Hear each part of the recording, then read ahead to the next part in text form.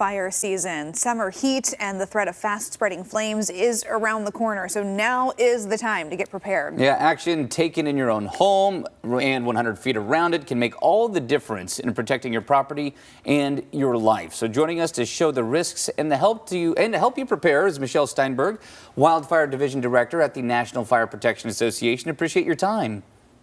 Thank you so much for having me on. Yeah, it's never too early to talk about this, especially in this day and age where the wildfire season continues to get longer and longer.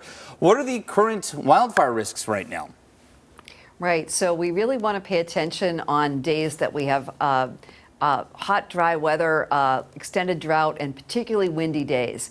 These are days that, regardless of where you are in the country, can contribute to wildfire, because if an ignition begins, those kind of conditions can cause it to grow and spread. So we just need people to be very aware of that and aware of the things that they can do to prevent homes and neighborhoods from igniting. Oh, sure. You know, we here in the Northwest have too many reminders every fire season, right, of this danger. I think the LA wildfires in January were really a wake-up call for a lot of folks who maybe don't live in as many fire-prone areas, that the game is changing. It was also really interesting to see some of the structures in LA that did survive those fires, and there are specific reasons why. Right. I had the great privilege to be with the fire service about 3 weeks following the LA fires and walking those properties that they told us about how the homeowners had taken action long before the fire, had taken the good advice to make sure that their gutters were clear, that the first 5 feet from their foundation was clear of anything that could burn. Some people had changed out their yard landscaping to make sure that fire could not take hold. They had changed out things like wooden structures like pergolas or fences to non-combustible alternatives, and they'd done that over time. And those homes stood without firefighter intervention. Nobody was there with a hose. These homes were so well prepared that these were wonderful examples of what we can do, especially working together with our neighbors. What else should people be aware of? I think, you know, clearing around your home obviously makes a lot of sense, but there are more ways to make sure that your home is protected. Right. So most people don't realize that the embers are the frequent culprit when we have homes burning down. These are the little pieces of burning material that are coming off the fire front that can travel miles with the wind, land in your yard or on your home, and if there's anything there for that ember to burn, it will start to burn it. And typically during these big events, people have evacuated. Firefighters are dealing with the main front of the fire. They don't have enough people or equipment to get to every home and see what's going on.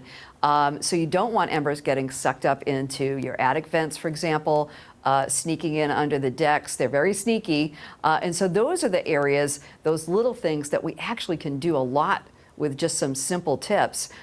Screening vents, looking around, maybe even screening under decks if you have a raised deck, changing out some different parts of your property to non-combustible alternatives. They really do make a huge difference. Yeah, all those little piles of debris that can just catch fire so easily, but are also easy to remove. Sure. What other tips ahead of fire season do you want folks to be aware of?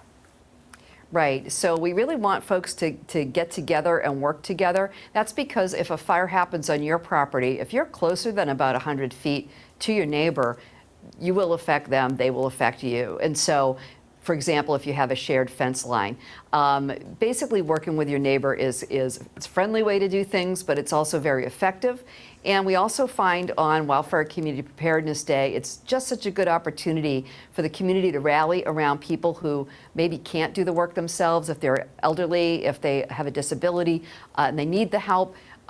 Many hands make light work, and that is really nice to see. And many, many communities take advantage of that time to do those kinds of things. Yeah, that's good advice. It will is. also make you a favorite of the neighborhood, that's for sure. That's right. Michelle, really appreciate the time. Great stuff to talk about right now as we enter May. Wildfire season right around the corner here. Right. Take care. And if you want to review these tips and learn more about wildfire preparation, we're going to have all that with this story on KOIN.com. Well, it's 7